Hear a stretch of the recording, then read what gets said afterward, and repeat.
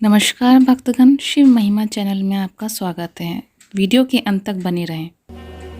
हमारे हिंदू धर्म में जितने भी त्योहार आते हैं ना, ये त्योहार कोई साधारण नहीं होते।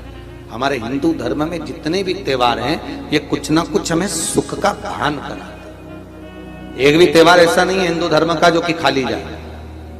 बस हम उससे दूर रहते हैं, हमें आता नहीं है। बस एक साधारण भाव में हमने त्योहार मना लिया, पर उसका महत्व हम समझते। आज भी नियम है कि मकर संक्रांति के दिन एक लड्डू बनाया जाता है गुड़ और तिल्ली का। उसमें 1 का सिक्का, 2 का सिक्का या कोई लक्ष्मी उसमें फंसा दी जाती है और लड्डू को पैक कर कर किसी मंदिर में दान दे दिया जाता है। उसको कहते हैं गुप्त लक्ष्मी, जिससे घर में कोई बड़ी बीमारी प्रवेश न हो। वो केवल मकर संक्रांति को ही होता है। रात्रि को 8:30 बजे से लेकर 9:30 बजे के बीच में जो पीपल के वृक्ष के नीचे घी का दिया लगाता है, उसके घर में कभी संपदा की कमी नहीं आती है, क्योंकि कुबेर स्वयं विराजमान होता है पीपल के वृक्ष के नीचे। आप लोग दान करते हो मकर संक्रांति में? 3 चीजें हमें किसी की नहीं चाहिए। एक पांव की चप्पल, ना जाने किसका काल मंडरा रहा था, ना जाने किसकी काल चल रहा था, ना जाने कौन सा बेकार ग्रह चल रहा था, और किसी की पड़ी हुई चप्पल तुम लेकर चले गए। वो काल तुम्हारे माथे पर चढ़ गया। तुमने सोचा ये चप्पल जब से पहनी है तकलीफ आ रही है, तो तुमने घर के दरवाजे पर रख दी, तो भी वो काल नहीं टला। काल नहीं टला। कई लोग कहते हैं हमारी चप्पल चली गई तो हम क्या करें, इसलिए हम दूसरे की ले गए। हम क्या करें उसमें? ले जाओ, मना नहीं है। आपका मन पड़े आप तो पूरे मोहल्ले की ले जाओ। कथा जब पूरी हो जाए ना, तो ये ग्राउंड में बहुत सारी चप्पल पड़ी मिलेगी, तुमको देखना हो ढेर सारी। तुम्हारी मर्जी पड़े, तुम बोरा लाओ, उन्हें भर के ले जाओ, मना नहीं है। पर नीति है किसी की चप्पल। और एक मांग का टीका किसी का नहीं चाहिए। ना जाने कौन सी घड़ी में कौन से पल उसकी मांग से नीचे उतरा था, और वो घड़ी और पल में कहीं हमारा ना उतर जाए। हमें किसी का मांग का टीका नहीं चाहिए, हमें नहीं चाहिए। हमें किसी की चप्पल भी नहीं चाहिए, और एक किसी का, जम के बोलिए जरा, छाता। ना चल लो, किसी से ये मत कहना कि पानी गिर रहा है, जरा छाता देना, मैं बाद में भेज दूंगी। वो छाता लेकर आप घर चले गए। छाते में, चप्पल में, इसमें काल का प्रभाव है। इसलिए कोई जब मरता है या कोई उद्यापन करते हैं हम, तो उसमें पद जो दिया जाता है, उस पद में चप्पल, छाता, ये बहुत जरूरी चीज है।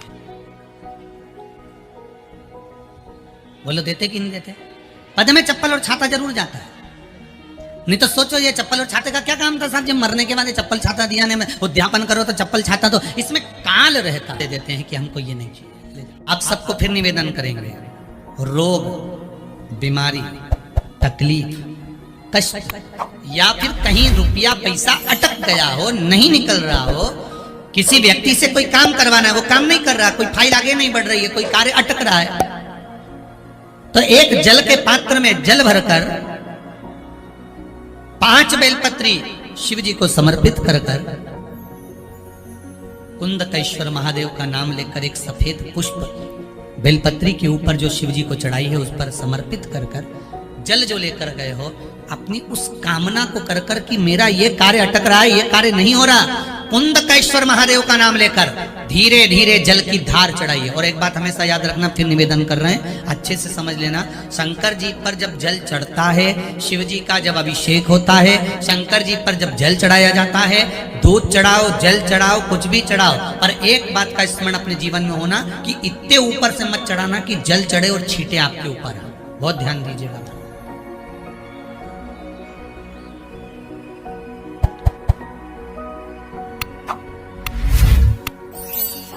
यहां तो यहां तक वर्णन करा गया है कि शंकर जी का जल चढ़ा हुआ जहां से बहकर जाता है ना, उसको लांगा तक नहीं जाता। भोजन में 3 दोष होते हैं। कितने? 3।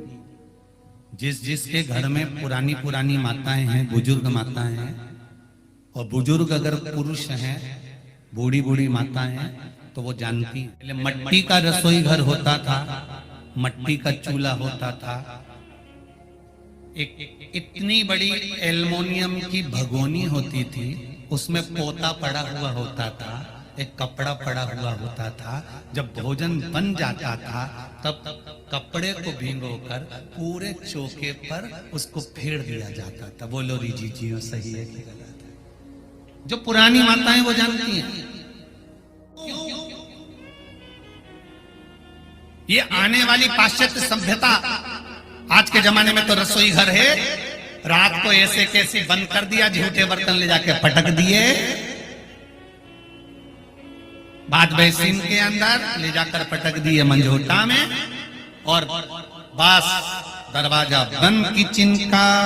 और किचन का दरवाजा बंद होने के बाद सवेरे से उठ के आई, बकासी भरती रही, मुंडा भी नहीं धोया और लाइटर से गैस चालू करा, चाय माय उकुल के वो लेके जाए। अब कई लोग कहते हैं गुरुजी कि घर में कमाई अच्छी है, पैसा अच्छा है, सब परिवार अच्छा है, सब भाई कमा रहे हैं, सबकी माताएं जानती हैं, सबकी पत्नियां जानती हैं कि हमारा पति कमा रहा है, सबके बच्चे अच्छे हैं, परिवार अच्छा है, धन अच्छा है, गाड़ी बंगला खूब है, फ्लैट अच्छा है, मकान अच्छा है, रिश्तेदार अच्छे हैं, सब कुछ है घर में, पर शांति क्यों नहीं है?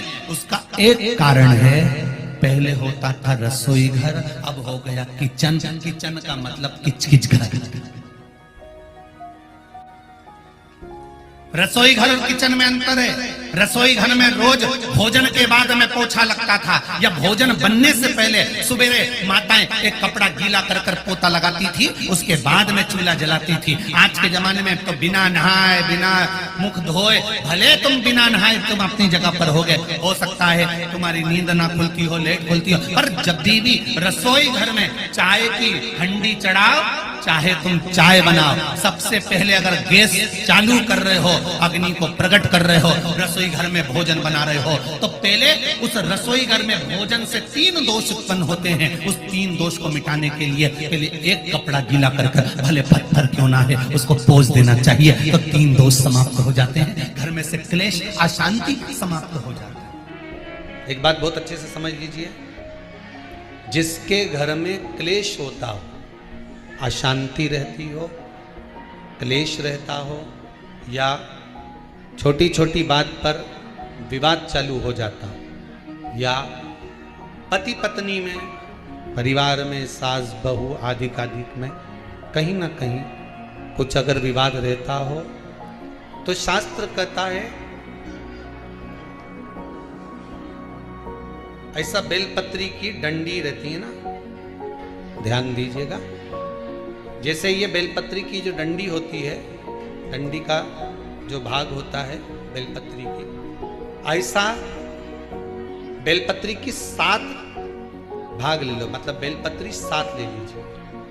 7 बेलपत्र लेकर कच्चा जो सूत होता है ना, कच्चा सूत जो जानते पेड़ पौधे में माताएं लपेटती हैं, धागा जो होता है ना सफेद कलर का कच्चा धागा, जो बड़ में, पीपल में और आंवला आदि में लपेटा जाता है, कच्चा सूत, उसको शंकर भगवान और माता पार्वती का स्मरण कर कर नंदी के, जो नंदी होता है, नंदी के राइट भाग में, नंदी का एक पांव ऊंचा होता है, आपने देखा होगा आगे का पांव ऊंचा होता है, बैठते समय नंदी का एक पांव ऊंचा, एक पांव नीचे की हो जाता है। तो नंदी का जहां पांव ऊंचा है, उस ऊंचे पांव के पास में बैठना है। कच्चे सूत पर उस बेलपत्री के जो 7 गुच्छ हैं, 7 जो बेलपत्री के भाग हैं, 7 बेलपत्री हैं, उसको अपना नाम गोत्र स्मरण कर कर उस कच्चे सूत को लपेटना है। महाराज, लाल कलर का चंदन उस बेलपत्री के पत्ते में जो अग्रभाग होता है, सबसे आगे का भाग, 7 में लाल चंदन लगाना है। महाराज, उस चंदन को लगाकर आप प्रदोष के दिन, प्रदोष काल में शंकर भगवान को समर्पित अगर करते हैं, तो जिस घर का गोत्र बोला है उस घर में कभी क्लेश नहीं हो सकता, उस शांति का अनुभव, उसमें क्लेश नहीं हो सकता। अगर आपको वीडियो अच्छी लगी हो तो लाइक करें, शेयर करें एंड सब्सक्राइब करें। आपका एक सब्सक्राइब हमारे लिए बहुत ही